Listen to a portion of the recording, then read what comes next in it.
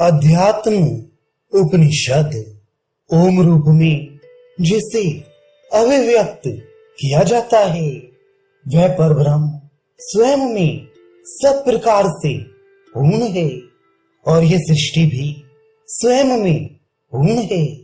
उस पूर्ण तत्व में से इस पूर्ण विश्व की उत्पत्ति हुई है। उस पूर्ण में से यह पूर्ण निकाल लेने पर भी वह शेष भी पूर्ण ही रहता है। आदि दैविक, आदि भौतिक एवं आध्यात्मिक ताप समता शांत हो। शरीर के अंदर स्थित हृदय रूपी गुहा में एक अद्वितीय आज कभी जन्म न लेने वाला नित्य अर्थात शाश्वत निवास करता है। पृथ्वी इसका शरीर है। यह पृथ्वी के अंदर रहता है, किंतु पृथ्वी इसको नहीं जानती। जल जिसका शरीर है, जो जल में निवास करता है, परंतु जल को उसका ज्ञान नहीं है। तेज जिसका शरीर है, जो तेज के अंतर्गत संचरित होता है, पर तेज जिसका संचरित होना नहीं जानता।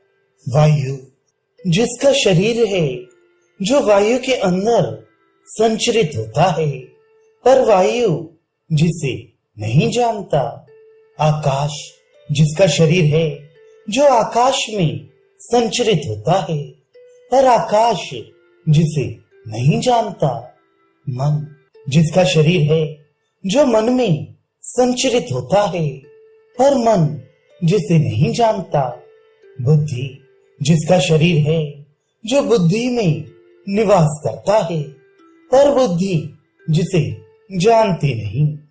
जिसका शरीर अहंकार है, जो अहंकार में निवास करता है, पर अहंकार जिसे जानता नहीं।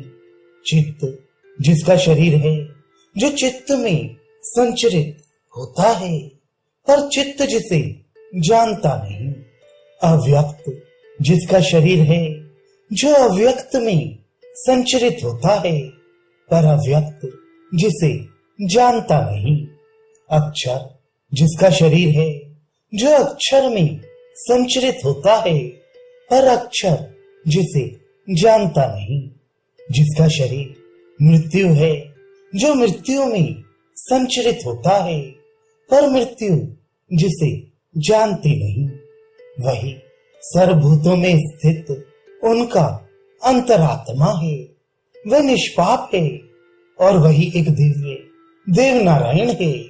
शरीर और इंद्रिय आदि अनात्म विषय हैं।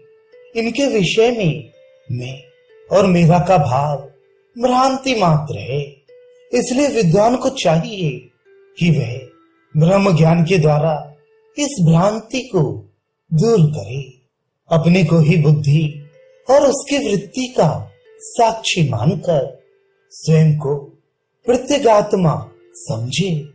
वह मैं ही हूँ। इस सोहम वृत्ति से अपने अतिरिक्त समस्त पदार्थों से आत्म बुद्धि का परित्याग कर दे। लोकानुवर्तन छोड़कर देहानुवर्तन भी त्याग देना चाहिए। देहानुवर्तन के पश्चात शास्त्रानुवर्तन भी त्याग दे। इसके बाद आत्म भ्रांति का भी परित्याग कर देना चाहिए। सदा अपने आत्म स्वरूप में स्थित रहकर युक्ति, श्रुति और स्वानुभूति द्वारा सबको अपना ही आत्म स्वरूप जानकर योगी पुरुष को मन के संकीर्ण भाव विनष्ट होता है। निंद्रा, लोकवार्ता, शब्द आदि विषयों तथा आत्म विस्मृति का कभी अवसर न आने देकर आत्मा में आत्मा का चिंतन करना चाहिए। माता और पिता के मैल से उत्पन्न हुए इस शरीर को, जिसमें मल और मांस भरा है, इसे चांडाल के समान दूर करके अर्थात काया के साथ स्व के बोध को त्याग कर ब्रह्म रूप होकर कृतार्थ हो। हे मुनि, महाकाश में घटाकाश के समान परमात्मा में आत्मा को विलीन करके एक रूप करके अखंड भाव से सदैव शांत रहो। स्वप्रकाशित स्वयंभू और ब्रह्म रूप होकर ब्रह्मा और पिंडांड का भी विष्ठा पात्र के समान परित्याग अर्थात उसके साथ स्वानुभूति का त्याग कर देना चाहिए। शरीर के ऊपर आरूढ़ अहम बुद्धि को सदानंद और चित्त स्वरूप आत्मा में लगाकर स्वज्ञान चिन्ह को छोड़कर सर्वदा केवल आत्म रूप हो जाओ। हे निष्पाप, जिस प्रकार छोटे से किंतु स्वच्छ दर्पण में विशाल नगर दिखाई देता है, उसी प्रकार अपने को मैं ब्रह्म हूँ ऐसा जानकर कृतार्थ हो जाए। अहंकार से मुक्त हुआ पुरुष आत्म स्वरूप को प्राप्त करता है। वे चंद्रमा के समान विमल होकर पूर्ण सदानंद और स्वप्रकाश बनता है। सांसारिक क्रिया नाश से चिंता विनष्ट होती है और चिंता नाश से वासना का क्षय होता है। वासना का विनष्ट हो जाना मोक्ष है और इसे ही जीवन मुक्ति भी कहते हैं। जो सर्वत्र सब तरफ सभी को मात्र ब्रह्म रूप में दिखता है और जिसकी सद्भावना दृढ़ हो गई है, उसकी वासना का लय हो जाता है अर्थात वासना विनष्ट हो जाती है। ब्रह्म निष्ठा में कभी प्रमाद ना करे, क्योंकि प्रमाद ही मृत्यु है। अपने आत्मा के अनुसंधान को छोड़कर जीवन बिताना प्रमाद है। ऐसा विद्या के ज्ञाता विद्यावान ब्रह्मवादी कहते हैं। जिस प्रकार शैवाल को पानी के ऊपर से कुछ हटा देने के बाद वह क्षण मात्र भी वहां नहीं ठहरती और पूर्ववत पानी को ढक लेती है, उसी प्रकार बुद्धिमान व्यक्ति भी यदि ब्रह्मनिष्ठा से थोड़ा भी हट जाए या दूर हो जाए तो माया उसे आवृत कर लेती है। जिसे जीवित स्थिति में ही कैवल्य अवस्था प्राप्त हो गई हो, वह देह रहित होने पर केवल ब्रह्म ही रहेगा। इसलिए हे निष्पाप, समाधि निष्ठ होकर विकल्प रहित बनो। जिस समय निर्विकल्प समाधि से अद्वैत आत्मा का दर्शन होता है, उसी समय हृदय की अज्ञान रूपा ग्रंथि का पूर्ण रूपे विनाश और विलय हो जाता है। आत्मत्व अर्थात आत्म भाव को दृढ़ करके अहंकार आदि का परित्याग करके उनसे उसी प्रकार से उदासीन रहे। जिस प्रकार बर्तन वस्त्र आदि के प्रति उदासीन भाव रखा जाता है, ब्रह्मा से तृण पर्यंत समस्त उपाधियां मिथ्या हैं। इसलिए सदा एक स्वरूप में अवस्थित रहने वाले अपने पूर्ण आत्मा का ही सर्वत्र दर्शन करना चाहिए। स्वयं ब्रह्मा, स्वयं विष्णु, स्वयं इंद्र, स्वयं शिव, स्वयं विश्व और स्वयं ही यह सब कुछ है। स्वयं के अतिरिक्त और कुछ भी नहीं है। अपनी आत्मा में समस्त वस्तुओं का आभास रस्सी में सर्प की तरह केवल आरोपित है। उसका निराकरण कर देने से वह स्वतः पूर्ण अद्वैत और क्रिया रहित पर ब्रह्म बन जाता है। एक ही आत्मा रूपी वस्तु में जो यह भेद प्रतीत होता है, वह प्रायः मिथ्या है, क्योंकि निर्विकार, निराकार और निर्विशेष में भेद ही कहाँ है। वह चैतन्य आत्मा दृष्टा, दर्शन और दृश्य आदि भावों से शून्य है, जो निरामय तथा प्रलयकाली सागर की तरह परिपूर्ण है। जिस प्रकार अंधकार प्रकाश में विलीन हो जाता है, उसी प्रकार अद्वितीय परम तत्व में भ्रांति का कारण भी विलुप्त हो जाता है। वह आत्मा अवयव रहित है, अस्तु उसमें भेद कहाँ है? एकात्मक परम तत्व में भेद करता किस प्रकार रह सकता है? सुषुप्तावस्था में सुख मात्र है, उसमें भेद किसके द्वारा देखा गया है? इस भेद का मूल कारण चित्त है। यदि चित्त ना हो तो कोई भी विकल्प नहीं है। अतः प्रत्येक रूप परमात्मा में अपने चित्त को समाहित कर दो।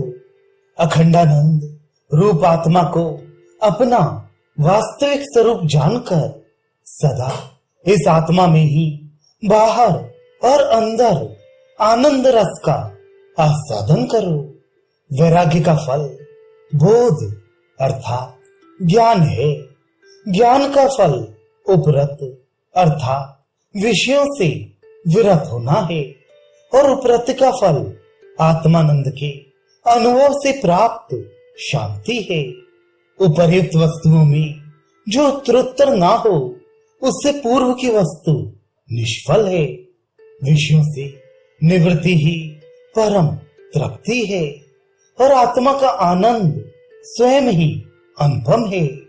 माया रूप उपाधि से युक्त जगत का कारण रूप, सर्वज्ञत्व आदि लक्षणों से युक्त परोक्ष रूप से माया वेष्टित ब्रह्म, जो सत्य आदि स्वरूप वाला है, वही तत् शब्द से विख्यात है। जो मैं शब्द तथा प्रत्यय का आश्रय स्वरूप प्रतीत होता है, जिसका ज्ञान अंतःकरण से मिथ्या है, वह जीव त्वम शब्द से जाना जाता है। ब्रह्म एवं जीव की क्रमशः माया और अविद्या, ये दो ऐसी उपाधियां हैं जिसका परित्याग कर देने से अखंड सच्चिदानंद पर ब्रह्म ही भासित होता है।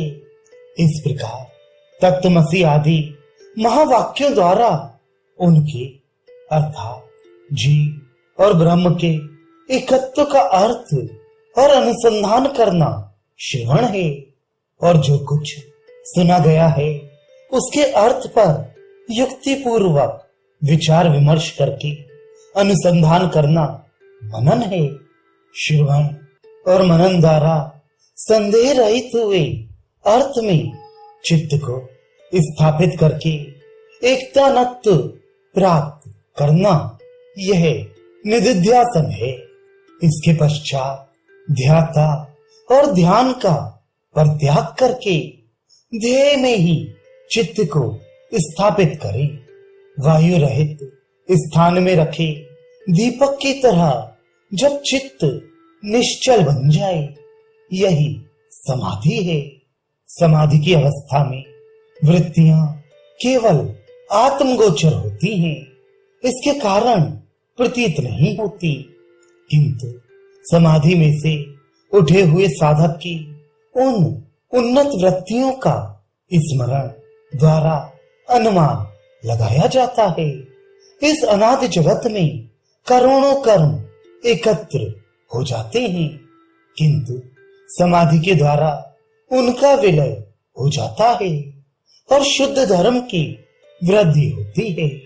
उत्तम कोटि की योगवेत्ता इस समाधि को धर्म में कहते हैं, क्योंकि वह मेघ के समान ही धर्मामृत रूप सहस्त्रों धाराओं की वर्षा करती है।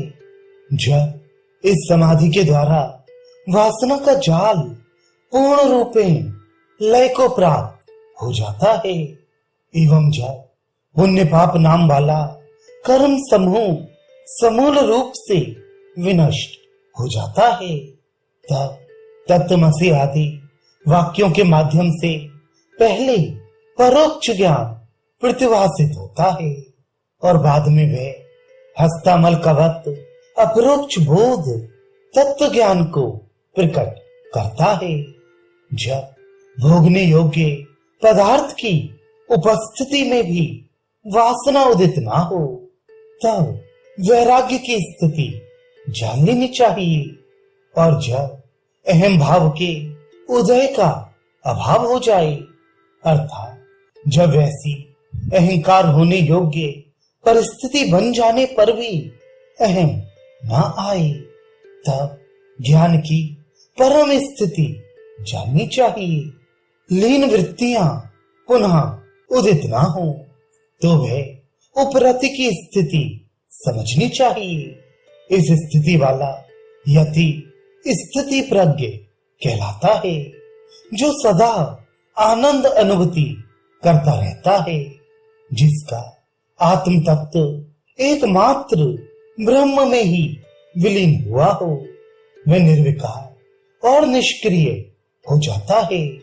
ब्रह्म और आत्मा के एकत्व के अनुसंधान में लीन हुई वृत्ति जब विकल्प रहित, ऊहापोह रहित और मात्र चैतन्य रूप बन जाती है, तब उसे प्रज्ञा कहते हैं। वह प्रज्ञा जिसमें सर्वदा विद्यमान रहती है, वह जीवन मुक्त कहलाता है। शरीर और इंद्रियों में जिसका अहम भाव ना हो तथा इनके अतिरिक्त अन्य पदार्थों पर भी जिसका मम तत्व ना हो, वह जीवन मुक्त कहलाता है। जो जीव और ब्रह्म में तथा ब्रह्म और सृष्टि में भेद बुद्धि नहीं रखता, वह जीवन मुक्त कहलाता है।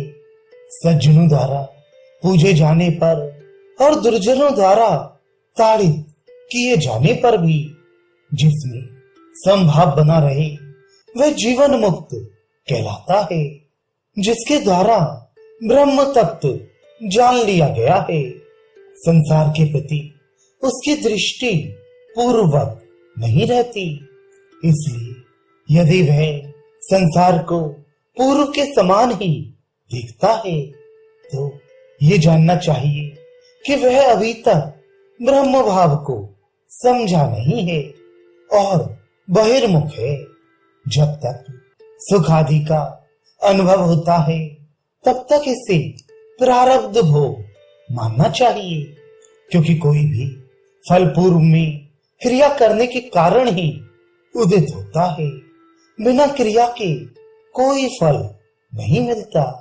जिस प्रकार जागृत हो जाने पर स्वप्न रूप कर्म विनष्ट हो जाता है, उसी प्रकार मैं ब्रह्म हूँ ऐसा ज्ञान हो जाने पर करोड़ों कल्पों से अर्जित कर्म विलीन हो जाते हैं।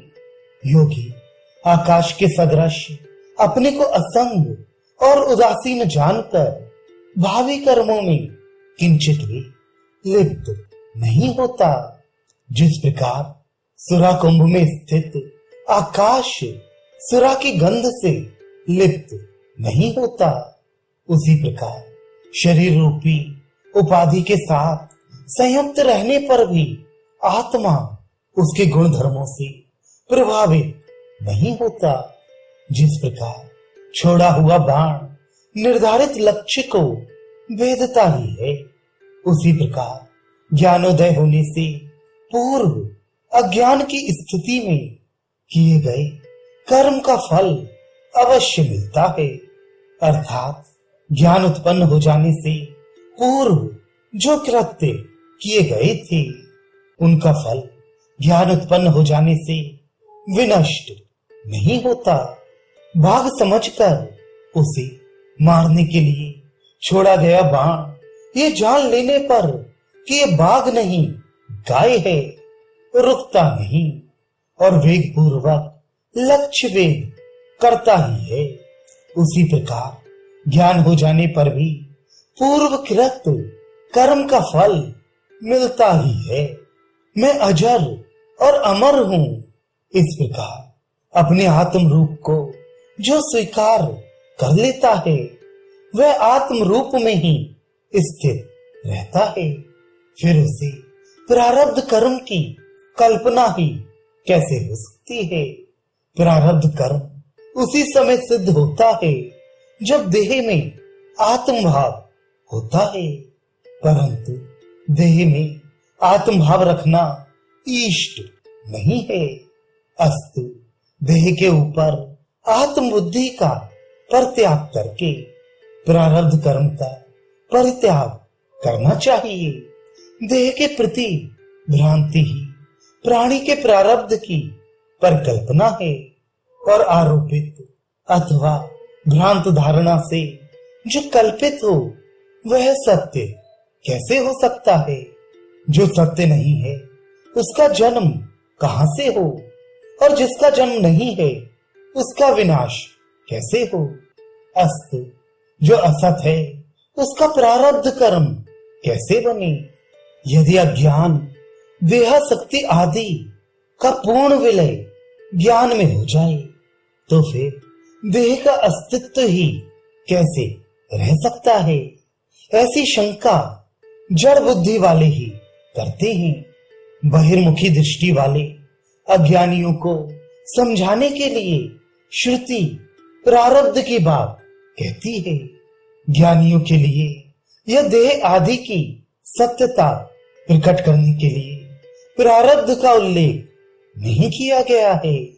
वस्तुतः परिपूर्ण आदि अंत रहित अप्रमेय विकार रहित सद्घन चित्तघन नित्य आनंद घन अव्यय प्रत्यग एक रस पूर्ण अनंत सब और मुख वाला त्याग और ग्रहण न करने वाला किसी आधार के ऊपर न रहने वाला और किसी का आश्रय भी न लेने वाला निर्गुण क्रिया रहित सूक्ष्म स्वरूप निर्विकल्प दोष दुर्गुण रहित अनिरूप्य मन और वाणी द्वारा अगोचर सत समृद्ध सतोगुण की अधिकता वाला सदा सिद्ध शुद्ध बुद्ध जिसकी किसी के साथ तुलना ना की जा सके, वह एक ही अद्वैत रूप ब्रह्म है।